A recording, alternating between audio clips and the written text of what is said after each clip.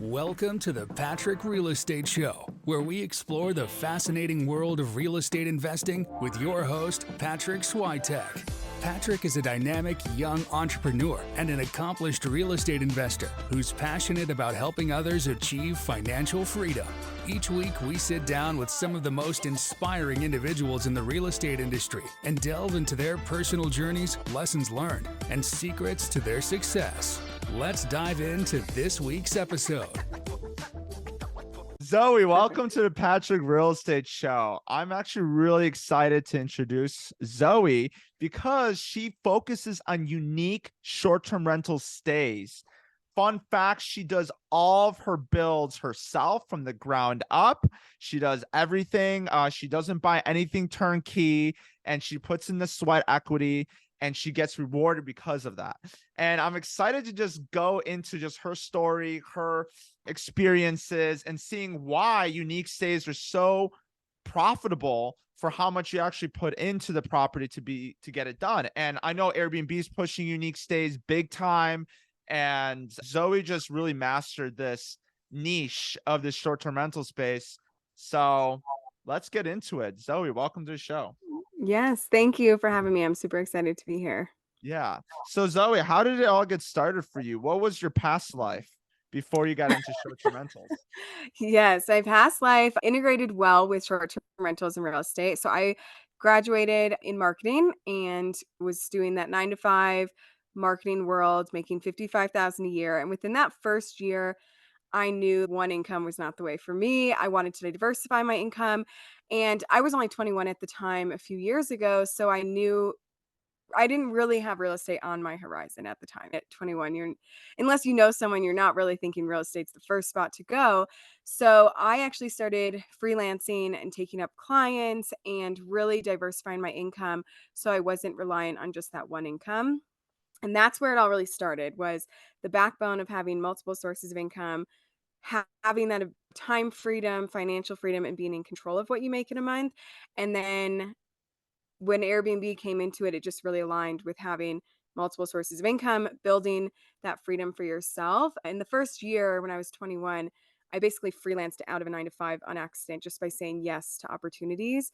And that showed me the power of owning your own business, operating like a small business, which I do believe were like the fundamentals to our short-term rental business that came maybe 2 years later. Wow. So Yeah. how did you fall into unique stays specifically? Yes, my husband has a very unique creative vision, and I call him the visionaire, and I'm more of like the detail, do it in, get it done type, You're the you know. integrator, and then Yeah, he's the yeah, visionary. Got it. yeah, and he is quite the visionaire, but that is such like an important part of our business. And I really let him go with that. So he actually had a vision to build a yurt, not with the intent of short-term rentals. He wanted to own a yurt and he lived in it. And yeah, that was his vision. And I saw this opportunity that this could be a rental because we were traveling full time. So we weren't in this nonstop 24/7.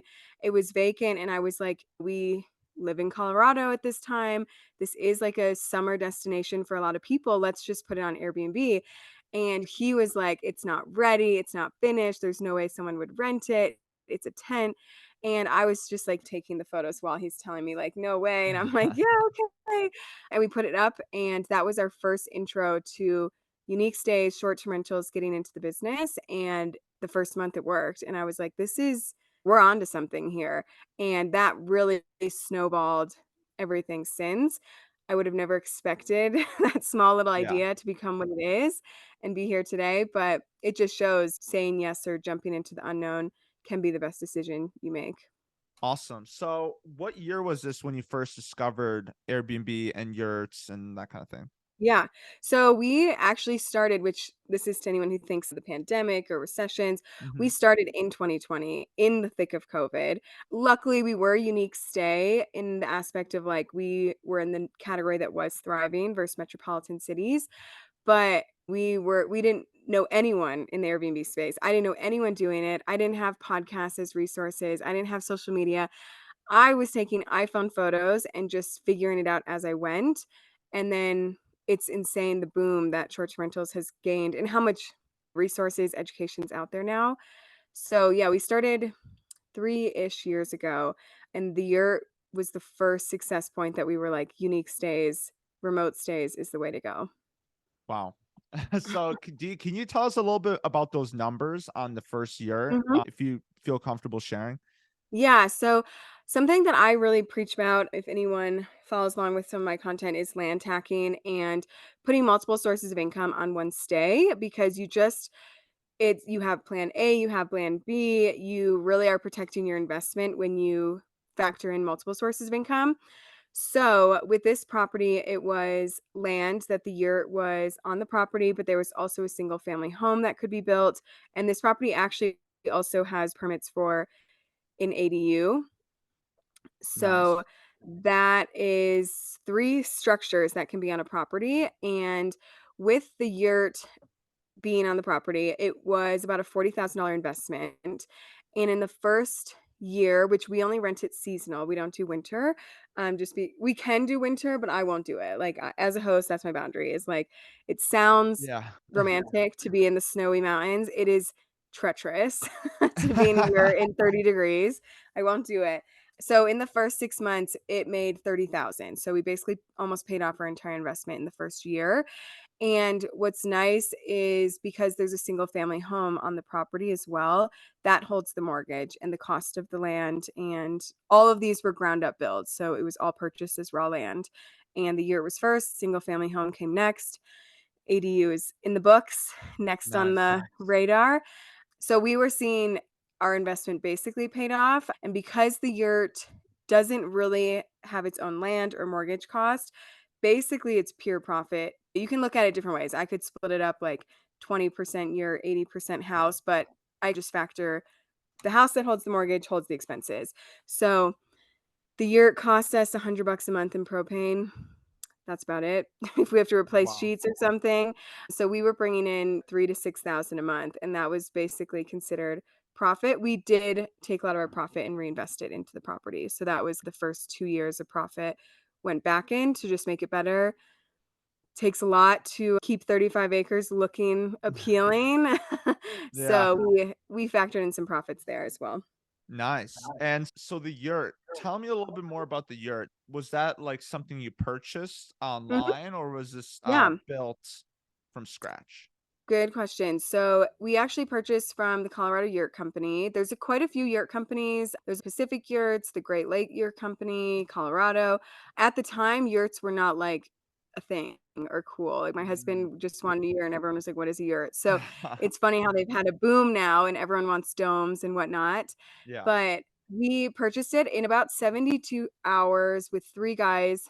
The like lattice structure went up. And then obviously there was probably 1 to 2 months of building out on the inside. So it is weather, winter resistant, there's heaters. So it's a little bit more built out than like a traditional yurt that's just the lattice.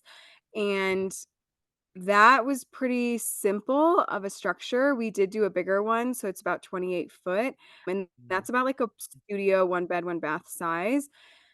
And yeah, it fits 2 to 4 people for a short-term rental. We usually are hosting to like couples, anniversaries, Right. engagements, things like that. So what other costs come into building a yurt and Mhm. everything else that comes with it? Yeah. Like you said, there's propane. Like what structurally has to be coming together for this to work? Yeah, so that's when you're thinking of a unique stay. My biggest suggestion is think about what creature comforts you want to offer because you don't have to offer laundry or a flushing toilet or a refrigerator. You get to pick what that experience is going to look like. So a yurt itself, I'm going to like factor in some inflation costs, but let's say 20,000 to 30,000 for a big one. You can get smaller ones for a lot less. Domes are way cheaper than yurts. The more like plasticky canvas domes, Yeah. those are gonna be way less. So that's like just getting the structure and getting the lattice. It literally comes in a box, you put it together, and then depending what you wanna build it out on the inside to be, and then furnishing costs, it's 400 square feet, so it's not a lot to furnish. It's like a couch Yeah. and a bed, basically, and you do wanna factor in if there's any labor costs, but basically, utilities are gonna be your biggest thing to think through. So if you're putting it on land, do you have a septic that the yurt can be in or are built to have its own? Do you have power that it can hook up to? Do Right. you have water access? This is when your land is going to be crucial on what the land brings into the equation and what utilities you have there, because that's where utilities cost a lot. And that's why I like to talk about land tacking, because if you could put a single family home as well on the property, you can build in that appreciation and equity Right. with that holding the value. And then your glamping stay is, bringing in more of that cash flow rather than Cash flow. holding the appreciation and equity, unless you're planning to sell your glamping property as a business for a short-term rental for someone to purchase. Then I do believe glamping styles hold their appreciation and equity. But if you're really just going to sell it to another buyer down the road, that's more of like a cash flow play for sure. Got it. So you want to make this more of a wealth building play. You need to have the house. That's why you're such a big proponent of that. Yeah, I think land tacking has so many benefits. I really haven't found many cons other than you have to look a little bit harder when you're starting to research. But when you have that house, you're holding the value, you're holding market, you can be appealing to many buyers. And that glamping stay or build out can hold that cash flow for you during your ownership. But with land tacking, it doesn't even have to be a glamping in a home. It could be you have a Christmas tree farm and a normal house. Not everyone Right. wants to do glamping, and I totally get that. And that's why we've diversified into historic cabins, new builds, glamping builds, because we don't want to just put everything into the glamping cash flow grab. We want that appreciation equity. So it is really nice when you can put a foundational built home that has that appreciation and equity, can hold a mortgage, a traditional mortgage, especially because with glamping, you either have to do cash, creative financing, financing with a yurt company or something. Banks don't want to lend on usually a tent for 30 years because they're Yeah. not built for 30 years. So, That's very interesting. Have you looked into other unique states? What kind of unique states have you done personally? What kind of other states have you looked into? I know mhm, personally for myself in the Joshua Tree area, glamping is a mhm. hot topic, which we'll get into. But I do know people that do shipping container homes out there as Yeah. well. So, Yeah, good question. So I have a two-part equation to this, and it depends on your market and where you're at. There has been studies through all markets that A-frames and domes do really well. And honestly, the human psychology is not that complicated. They both look cool in terms of shapes. Like it sounds silly, but they A-frames just are like an appealing shape, and so is a dome. Also, shipping containers can do really well. The nice thing about shipping containers is you sometimes can get more traditional financing and lending on mhm, them, which is really nice because it makes your job a lot easier. But I've also seen shipping containers cost a lot more to build and get into production than what they're going to yield out compared to a dome. So just like the difference in cost, that's for like our personal market. But one thing I do like about shipping containers is you are dabbling in between glamping and like appreciation equity with a single family home in a right. way, because they are getting usually put onto a foundation. That means it can actually hold its own value. So I we A-frame is next on the agenda, Nice. because the nice thing about an A-frame as well is you can get traditional lending on an A-frame. People have been building A-frames for decades, so it's not like you're just putting up a canvas tent as a yurt or Mhm, a glamping site. There's A-frames on the market right now you could go get a 30-year fixed rate mortgage right. on, so you're getting a little bit of both, like equity and appreciation and glamping. Whereas the domes, the tents, the bubbles, those are all you'll get 10 years, 15 years out of it. You're probably gonna have to replace them. They're not built for 30 years. But we actually have priced out. We went all the way to the point where the down payment was owed on a shipping container, and it was like an insane build. There's all windows, so Right. modern, but it came out to 468,000. They basically built it in Canada, built it in a warehouse, shipped it on a truck and craned it to your property. So there was no actually stick build. It was all coming to you. Mhm. And at the end of the day, I just ran the numbers in every which way, and I was just like, at 1,000 square feet for 468,000, like, we're just not hitting. It's an investment, it's not, the numbers Right. aren't hitting. So don't be afraid if you're like we were months in with this company, And I was just like, it's meant to make money and it's an investment. And it's not going to do that at this price. So we had to pull that. But I hope in the future we can do a shipping container. Nice. I know somebody that does shipping containers in Joshua Tree. And then Nice. they actually get like homes, like they get appraised like homes. So that's Oh, kind of cool. Yeah. not appraised, but financing like homes. Yeah, which would, Yeah. if it's on a foundation, counties look at it a lot different and it's hooked up to utilities. Yep. It's more so when these tiny homes come in on wheels and they're temporary Yep. structures. But the Mhm. nice thing is because they're on wheels, they're temporary structures, so they can read between the lines, or if regulations change or anything, you're not falling to that. But yeah, if I did a storage container, I would try to put it up to code and everything like a traditional house, so you can actually get that market value as well. Yeah, for sure. So I'm gonna ask you a question you probably get a million times, but I know Yeah. people are probably on their seats asking about this. But what it comes down to, like laws and regulations. Yes, good question. The most Yeah. famous question of all.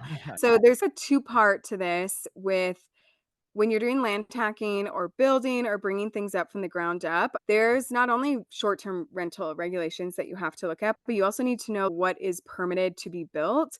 And I think a lot of people think they can just buy land and throw a house on it, which no fault to them because like why wouldn't you be able to? But when you start to actually understand that part of the business, there's county approval, there's zoning. You need to look at everything that property is going to entail. So something we like to do is always look at what the if you're doing land first or buying something that has a house on it and you want a land tack, you really need to look into the regulations of code, zoning, what is that property available to do in the county. And that can just look like doing your research on the county website, getting familiar with the property, pulling up city limits. Is it in unincorporated? Is it within the city limits? Calling your county, calling the building department. That's going to give you an idea of what you're able to do. And then Right. you start to say, okay, I can do a house up to 3,000 square feet. I can do an ADU under 1,000. I can do a tiny home as long as it's not poured on a foundation. That's when you start to get familiar with the stays, the structures that are going to be legal. And then part two is you're going to want to check your short-term rental regulations for that area, similar to we all do, like whether it's turnkey, build, whatnot. We're all checking those regulations. Something we really like to do that has worked for us is purchase unincorporated. So we're not in city limits, and that has kept us operating on our own a little bit. We don't have to fall to the permit system. We don't have to pay for a permit. We just operate on our own. We don't have to get inspected per se. As of now, they could change. Okay, city limits and unincorporated, you now fall Right. within both of this. But so far, it's worked out for us. So um, that's for the area of Colorado you guys are in, right? yes, and I know quite a few people that have invested in unincorporated, and it just every county treats their limits, their unincorporated, their city limits differently. So that's something to look at is it's not just like unincorporated across the nation is going to be Yeah. acting as their own, but you do Yeah. act as your own in most areas. Same with purchasing in like agriculture, zoned property, agriculture residential. Right. That no HOAs, no covenants. Those are obviously really nice to Yeah. avoid if you can. So yeah, that's the two part. And if you're looking to build or renovate or do glamping, you do really need to be aware of what your building county restrictions are, depending on a renovation, how extensive it is. Right. We actually are doing one right now, and we had to go all the way to engineering, architectural design. It went to the building department, it had to get approved. Almost, we had done a new build in the same county, Wow. and it went through almost the same process. A little bit less because we didn't have to do like a foundation permit or anything, but it took 2.5 months of permitting with the building department for a renovation on a house that's already standing with walls. So you do want to be aware of these things, but it is worth it because you can build in your sweat equity and you can really gain that equity by doing those jobs. Yeah. So what's timeline look like for, especially once you have to go through all the county and all that? Like how long does it take to put a Yeah. yurt up? Yeah, it's going to depend on your like land you're working with. So if you're all the way going from the start of purchasing land and you have this vision to get a house built and a yurt built or something, you could be a year and a half, 2 years per se, because what you need to think of is when you purchase that land, now you're going to go through the utility process and you're going to see what the utilities are going to look like, how to install them. Then you're going to go through the building department and do all of your recourse with them, order all your materials, get your team together and build that up. If it's more of like a renovation or you're putting a yurt on a property that you already have or has a house on it, that could look like a month or two. Or Wow. our renovation's like 6 to 8 months right now, but we're doing like we don't even have a floor in. We took every single wall down, everything. Basically, it's down to the bare bones, and we're building it back up. So that's 6 to 8 months, which to me feels long, but everyone I've told that to is that's actually a great Yeah. renovation timeline. But when you're in it, you're like, this feels like forever. Yeah. That's awesome. So with that being said, with what sector of unique stays have you seen have the highest ROI Great question. or the most sought after? Yeah, so I would say it can depend on where you feel your expertise or where your interest is. I think also as someone who's the visionary behind the scenes, and it sounds silly, but I actually heard someone who is huge in the OMG category, which the OMG category is hard to do because permitting and whatnot is just insane. But she literally was like, I build stays that I think are cool. And that's how I decide. And that's how people come to them. And I was just like, I don't run numbers. I don't run AirDNA, which I'm not encouraging this, but I was just like, it's proof Wow. that she literally was like, if I think it's cool, it works. And it does work. She's 400-day lead time for all her stays. But I really think in your market, you have to analyze what do people want. So when you're in Joshua Tree, what are people coming to do? They want to feel like their stay is engulfed in the elements. They want to feel like they're literally being transplanted into Joshua Tree Park and they have, the rocks around them and the trees around them. For us in the mountains, we really focus on views or location. And this gives you more flexibility that like your structure or your type of stay can be a little bit more up to you. Something I do really encourage is please think of your climate and your temperature and your environment and your Mhm. durability when you are going to invest in something because like we have a year in the Rocky Mountains. Now knowing that we have to be seasonal and we're shut down for 6 months, an A-frame for 50,000 could have been a way better investment because we could be all year round. So that's an example where, snow load, wind load, what is your elements you're working with? I've also heard like yurts in really humid, like Florida does not. I've never experienced it, but they say like the walls start like sweating because it's like canvas. So maybe you do a shipping container where you have more windows, you can have more of that indoor outdoor living. That's something I really encourage is know what your climate is and be realistic. Putting someone in a canvas tent when it's 30 degrees outside is like borderline not enjoyable. So you need to think of how that would affect your guests and how long do you have those temperatures to work with? And same with super high temperatures. I'm sure in Joshua Tree, you Yeah. guys really have to think of comfort level with summer. Yeah, 100%. So, question for you as well off of that. What do you think about, I guess this kind of goes into the last answer that you gave, but what do you think about clusters of tents? Because Oh people yeah. think, oh, I'm just going to throw 10, 20 of them on a piece of land. If I have 20 acres, you have 35 acres. Like, why not just throw 20 of them and start Yeah. making money? Yeah, the misconception that land is all created equal is very true and out there. And the biggest thing is that's why you need to know what your land is suited for and basically permitted for.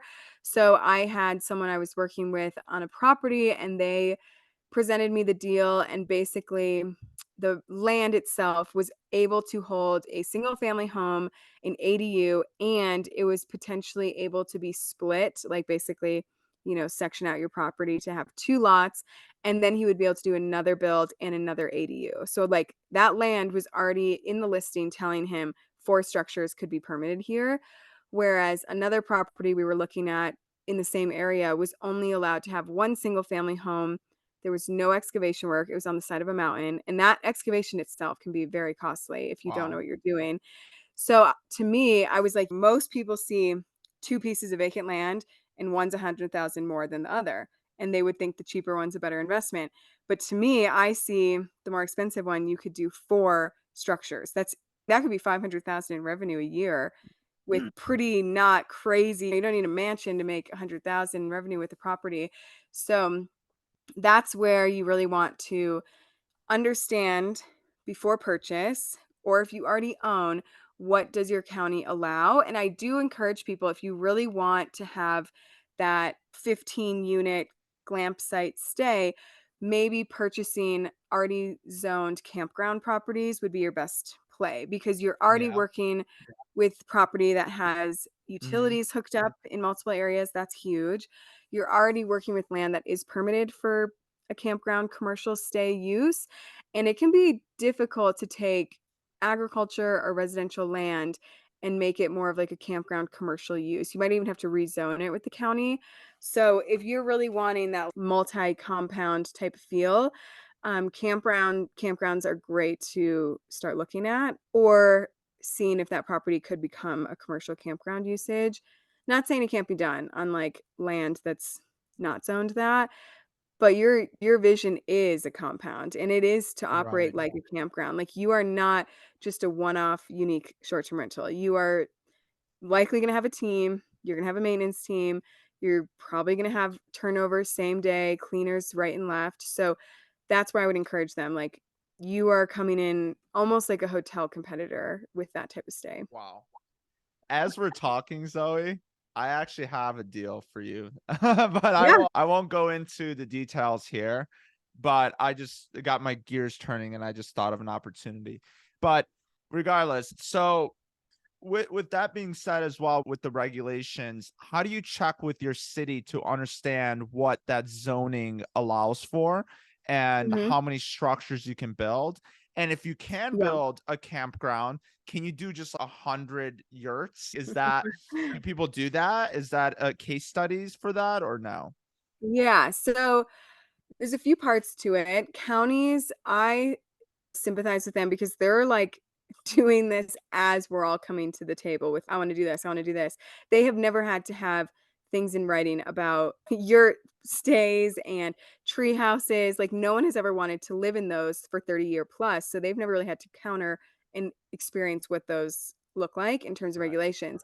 So something I always like to do is sometimes in the listing and the property will actually mention, like, this is unincorporated, perfect for a short-term rental, or this property is zoned to host an ADU and a single family home, or properties agriculture residential. So if they have a good listing agent, they're selling that in the Yeah. description, but that's not always the case. So what I like to do is pull up the county website, see if I can get insight on the website before calling, just so I know what I'm working with. So pulling up, they have maps of their city limits. Does this property fall within or without of those limits?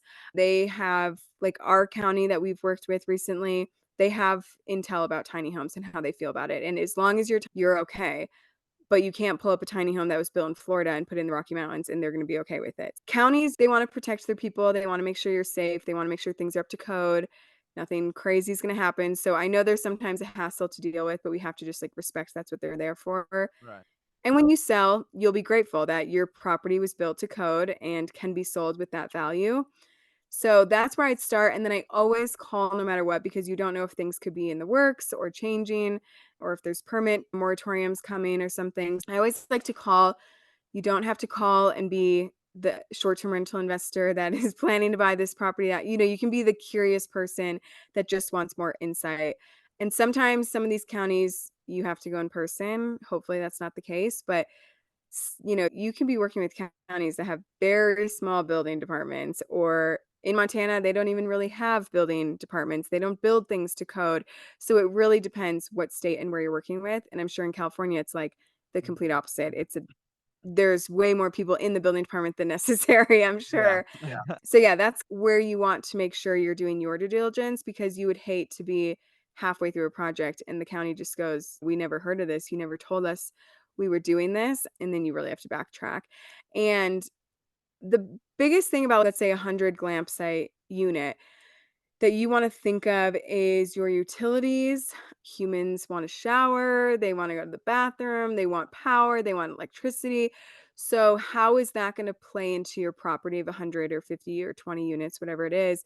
And that's why campgrounds, they are built out for these things, to have multiple plugins, septics, sewer, whatever it may be. And that's why they're pretty popular to purchase. And I actually know someone who does do campgrounds, and her biggest suggestion is, if you're going to purchase campground zone property, really try to have at least your water hooked up to the city or your sewer hooked up to the city. So I really don't encourage people, if possible, to buy a property that needs a well and a septic, because you're just putting so much of that utility on you, and things are going to fall flat and fail at some time. So I really try to have at least one of my utilities hook up to city if possible. So that would be something to look at. And if you're really going to do like off-grid stays, maybe you put in a septic and water or a cistern tank for that community bathroom type experience, so you can still offer that. I've seen that be done, because like 50 hookups for septic or sewers, like a lot of utility work for sure. Yeah. That's funny. Yeah. So cool. So do people, when they go into these unique stays, want their own separate shower, Mhm. everything, or are they okay sharing? And if they share, does that bring down the amount of money you can make per night? Good question. So I have found a few things with unique stays and hosting them is it is your job as a host to, in the listing, accurately relay what they're getting and booking. So don't make your listing seem like it's out in the middle of nowhere and then they show up and there's 10 yurts around them. It's your job to accurately market what you do have. That's something that's super important. And I think if they do know, oh, this is like a Airstream campground, like there's gonna be multiple of us staying here, they are much happier because they're well aware of that. Whereas if they show up and they're just like, whoa, there's 10 of these, I thought we were the only one. Something I found is people, it's like a fine line with unique stay clientele, because they want to be in the middle of nowhere, so then they're, like, surprised when there's someone around, but at the same time, if it's too far from city or amenities, they're, like, leaving a review about that. So I'm just like, "I don't know, you guys, like, that's the point of unique stays. You're not gonna get in the woods super close to town or anything." So I do think if you're gonna have a community experience, if it is sharing that, like, utility, amenity type experience, you may be charging a little bit less per night because you're not offering those creature comforts, but not to say I've seen properties that have 10 structures. They all have their own bathroom, or they're all their little tiny homes, and they all have their own little, like, spot and pad and outdoor seating area, and they're charging 250 to 350 plus a night. So I think it just depends how you set it up. We do try to keep each structure interacting as its own and not really having to co-work with people and see them on your vacation. If you want to stay separate, you have your own little spot to do it. Like the hot tub is secluded and whatnot. So we Right. do think those things through because we want to respect that. And we think it's more enticing. But you could also be like a family reunion destination, and people want 10 of these and they want to just be mingling with everyone. So it really depends how you build that experience. And if you're really like unsure, go stay at someone's unique stay or glamping resort and see what you like, so you can give that to your guests. Wow. Yeah, that's a good answer. Yeah, I want to close this off and go Mhm. into the three questions for you, Zoe. The first one is going to be super simple. What book do you recommend to the audience? It could be any book. That is a great question. I really like, I'm going to say two books, because Rich Dad Poor Dad is the most real estate answered book, but I do think it really will help change your mindset. And I think honestly, before anything happens on the ground, your mindset has to change first in how you're going to run a business, build a business, and be in life, honestly. And then also the book Atomic Habits is a Mm, great book that just really shows that, like, it starts with the boring things, the habits. And I always say I started like tracking my expenses when I made $250 a month. And 6 years later, I still track my expenses the same exact way, making multiple six figures a month. And I believe a lot of why I'm here is because of that single habit that I built. And I've never skipped a month. And back in the day, someone could have said, "Why did you track your expenses when you made $200? That's not that hard to allocate." But it's the same theory of why do you track them now when you make tens of thousands or a lot more. So that's a good book too. wow. So it's all about principles, making sure you're doing the same thing Mhm. over and over again. The boring stuff is what makes you Yeah, rich. I like that. I yeah, like that book too, actually. yeah. Cool. And then, so I'm going to give you one brainstorm question for you, and I want you to tell me, right? So Mhm. here's a situation. I come to you, I'm a wealthy investor, really wealthy investor, saying, you know what, like, I just want to invest in you and I just want you to go ham. And I want you to think about ROI, but I want you to just create the most crazy thing you can think of. And you have $100 million or two, whatever, $500 million, whatever. You can create it anywhere in the world. You could do whatever you want. What are you doing? That is quite the investment. I would love if someone came to me with that. I would 100% go into a glamping, unique stay. I'm not gonna say glamping entirely because I wouldn't invest that money in like tents or whatnot, Well, but like, first of all, where is it? okay, yeah, good question. I'm gonna say in the US, I would likely pick somewhere if I could do like mountains and lakes. So like maybe Pacific Northwest. I do have, if you are familiar with Kyander's, he has this like golden triangle Yeah. theory. And I love that. I think that's such a good way to pick a market. So I'm not sold on a specific area right now, but I would really like to be within 2 hours of metropolitan city, have that natural nature attraction, and then also what is that local amenity attraction that's bringing people there, and really be in that golden spot between those. And I would love to focus, my biggest focus would be views and location, honestly, because people will pay for views that they can't get out their front door and out their own windows, and I know that from experience from our properties. So that would be my biggest thing, and I would How really many want to acres? I would say 50 to 100 acres would be great. Obviously, if you can have like thousands, but unless there's like farm to table, you could do a farm to table experience and you do want to farm and whatnot. That's huge tax benefits. But I would really focus on almost like a mini hotel operation for unique Nice. stays and have everything be a little bit different. So you're not hosting the exact same stay or style to anyone, and to do storage containers, tiny homes, A-frames, domes, geodomes, whatever it may be. And I would operate as like a hotel in a way and do Would it you at have a scale. communal area? Would you have a communal area where they can go to, or would it just be separate? All of them would be I would individual. probably have a event venue spot that could Nice. host events. So like your entire property could be rented out for 150,000 for the weekend or something. But I would keep everything interacting as its own, but I would also hold like an event venue. And something I think we're going to see a lot of growth in is come to my property where my farm is, and you get Mhm. local chicken eggs and milk and everything in your Nice. and like really engulf them in the homestead life, because On people, top of that, you have the experience on top of yes. the yes.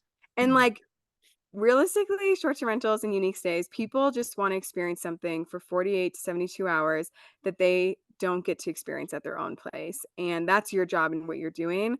So I would love to tie in whether that's like an apple orchard or a farm, or there's huge tax benefits there too. So I'll take that. But I've just to give insight on, I have worked with and talked to people that are big investors, huge pockets, and they purchased property and land. It was the wrong land. It wasn't actually buildable. It wasn't excavated possible at all. And they made a $250,000 land investment that they completely had to scrap and sell. So it just shows like you can have big pockets, but if you don't have the basic knowledge and fundamentals, Gotta have big brains. That's what yeah, it it doesn't is. matter. Like, I was just like, why?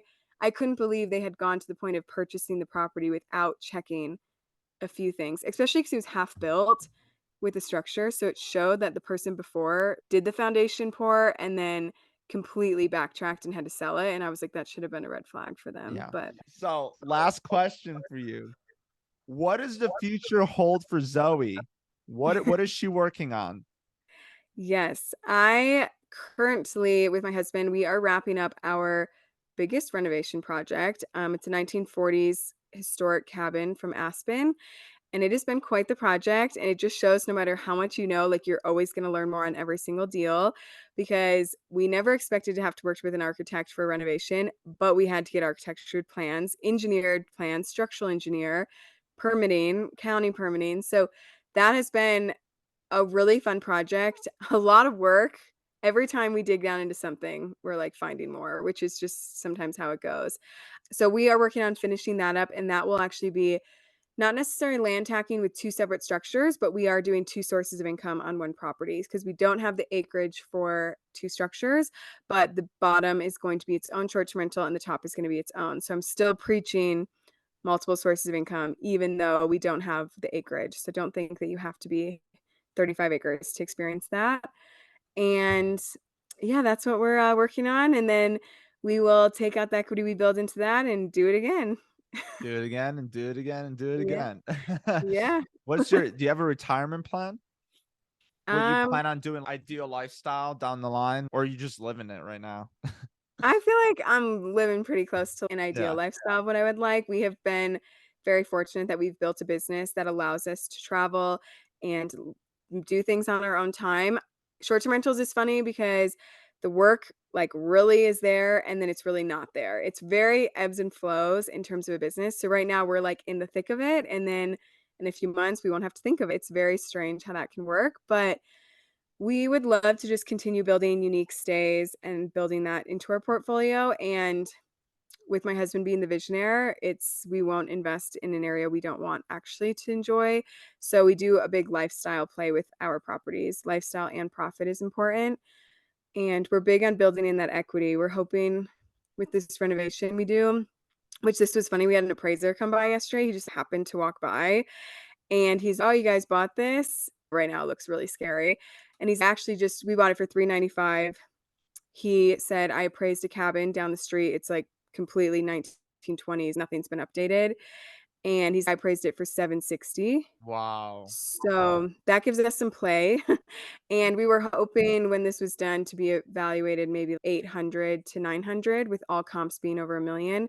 So that's a hope for us. But I was like, sometimes the universe knows when to send people your way to keep you going on big projects. Like I was like, Yeah. how did an appraiser just so yeah, we'll just continue building. Right now we're in a phase where we have the time, we have the energy, we're young to build our portfolios. And then, we Amazing. can take a step back when we want.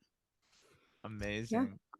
Awesome. If people want to get in touch with you or ask you any questions, how can they get in Mhm. touch with you? Yeah, you can find me on any social media channels, Zoey Berghoff. Feel free to DM me with any questions, or if you're working on developing land, I'm right there with you. So feel free to shoot me a message. So Zoe, how do you spell that? Zoe Berghoff. How do you spell it? ZoeyBerghoff, all together on socials. Nice. And yeah, you guys can find me there, message me there. Yeah. Yeah, that's awesome. Thank you so much for coming on and sharing your wisdom. That is so much free game. So, thanks for that. And yeah, everyone hit her up if you have anything to do with a unique stay. Cool. Thanks so much, Zoe, for hopping on. Take care. Awesome. Thank you for having me. And that's a wrap. Thank you for listening to the Patryk Real Estate Show. If you found this episode helpful, please give us a follow and leave us a 5-star review. Your support truly means a lot. And connect with Patryk in the show notes below. Until next time.